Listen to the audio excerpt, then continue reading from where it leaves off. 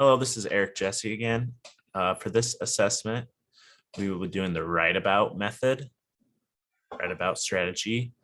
For this one, Jonah, we will kind of like what we did for the last one. I will read you a book again. And for this one, I would just really focus on what we're talking about and kind of maybe some key terms as we go along. And then we will talk about the assessment method strategy after we're done reading. It's a little trickier than the last one, but we will go over it after we finish reading.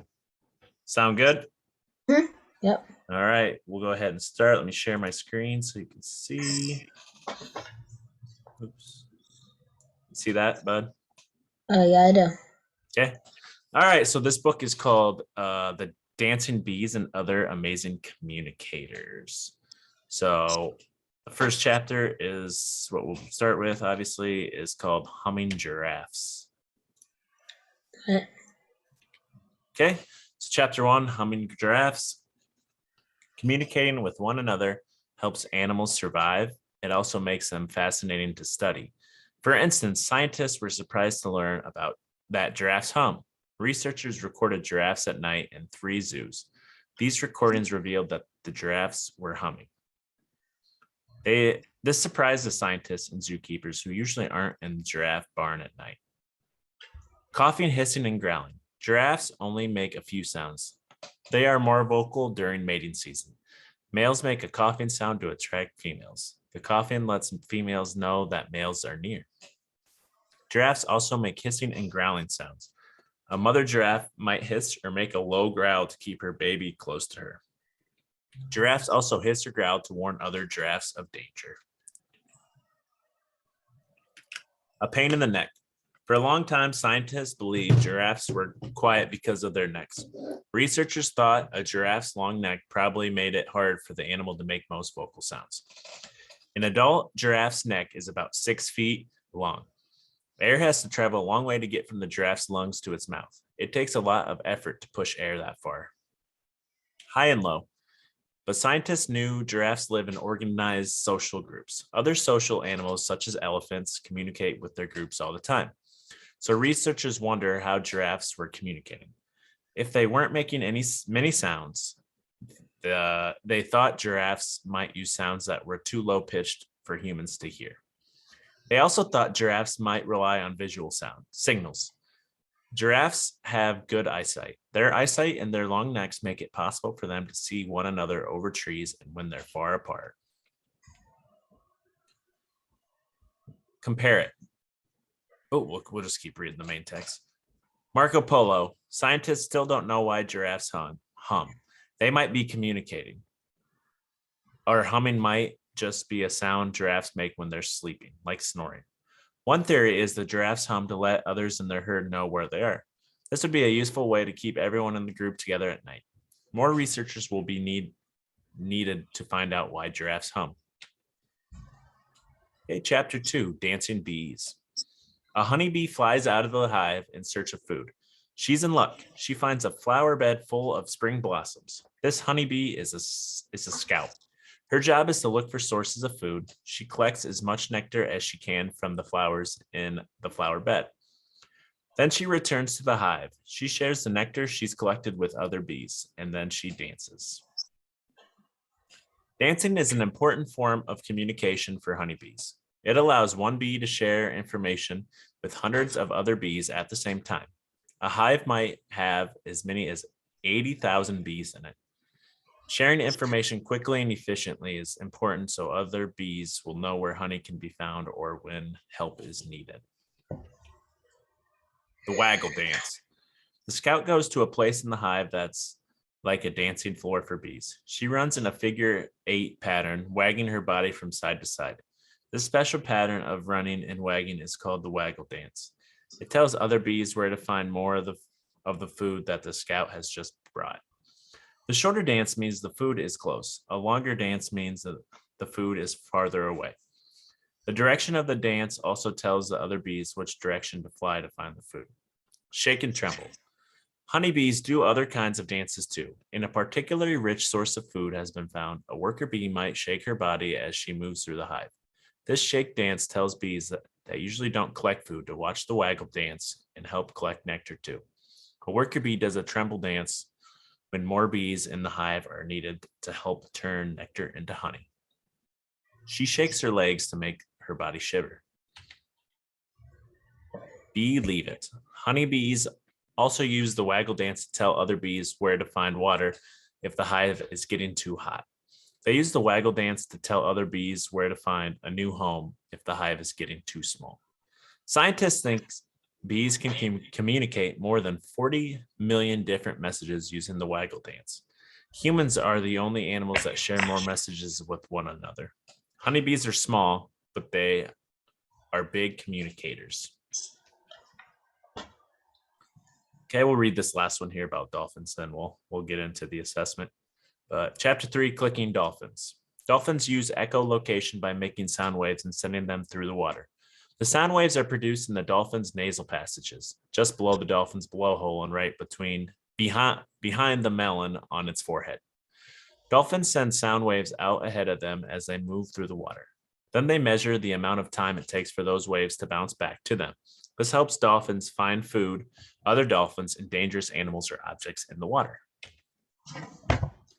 Pod power. Dolphins are very social animals. They live in groups called pods. They have to communicate with one another to keep the pod together. Staying together helps keep them safe from predators. It also helps them hunt for food. The pod works together groups of fish. Then the dolphins take turn swimming in the middle of the fish where it's easier to catch and eat the food. Squeals and whistles. Dolphins are almost always making some kind of sound. The water they swim in isn't always clear. They cannot count on being able to see one another, so they use clicking sound waves. They also use their different voices to make squealing and whistling sounds. Different vocal sounds have different meanings. Sometimes dolphins sound as if they're having a conversation when they're vocalizing. That's because dolphins are the only animals other than humans to take turns when they communicate. Flippers and tails. Using touch and body language is another way dolphins communicate. They slap their tails and flippers as a warning or to play. They also bump one another. Soft bumps show friendship. Hard bumps show anger. They jump and leap out of the water too. This helps them watch out for the enemies. It is also a way of having fun. Dolphins use their impressive powers of communications for work and play. Okay, we'll stop there with the reading. So our strategy, if you recall, was called WriteAbout. Okay, so I will bring up, I have an empty example, and then I have one that has some writing on it. So this is kind of how they laid it out for us. So as you can see, there's a draw section. So you just draw a picture or write symbols in this box to summarize the topic. Okay, and obviously the topic was communication, as you can probably remember, and from the title of the book. And then list the key words about the topic. Okay, and then down below the paragraph section, summarizing your learning by using the terms above. That was the list keywords area right here. So write those below in paragraph about the topic, and then we just need to check off the terms as we use them up here, then circle them in the paragraph. Okay, is that kind of making sense so far? Yep. Okay, I have another example I'll show you. It has writing from a different book from earlier. So if there's any other issues, we can hopefully right here. Okay, so for this example, okay, it looks like the topic, I'm guessing was a bear of some sort, maybe hunting or just about a bear in general. You see how they have a bunch of keywords listed there under that topic area? Yep. Okay, so it's adaptations and survive. And then if you look down below, he or she has the words in a sentence and circled the keywords and then was checking them off as they went along. Does that make sense? Yep. Okay, think we could figure this one out? Mm-hmm. Okay, I'll give you a few minutes here. I think you probably have some good keywords Yeah. from the story.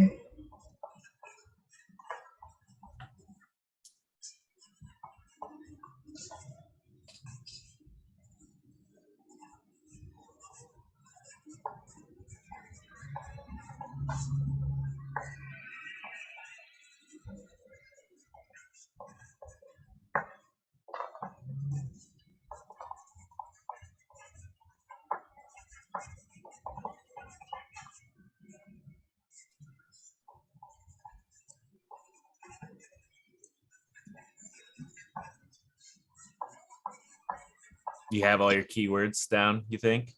Yep. Yeah, awesome. Okay, let's just go over the first section and then I'll let you finish the paragraph. Does that sound good? Mhm. Okay, if you're to draw a picture or write symbols in the box that I showed you earlier to summarize the topic, what would the picture or what did you draw in that section? I drew like two animals. Like I drew two bees with like speech bubbles, like them talking. Okay, that's good. It Because what was the topic? was about how animals communicated. And Okay. one of them was bees. Yep.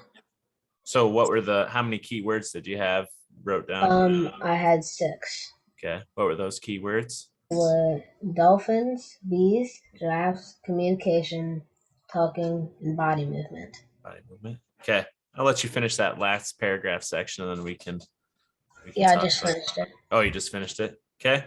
So go ahead and when you say your keyword, just say like one or two or three, like the number it's in order. So that way since I can't obviously see your Alright. writing very well since we're on Zoom, but go ahead, bud.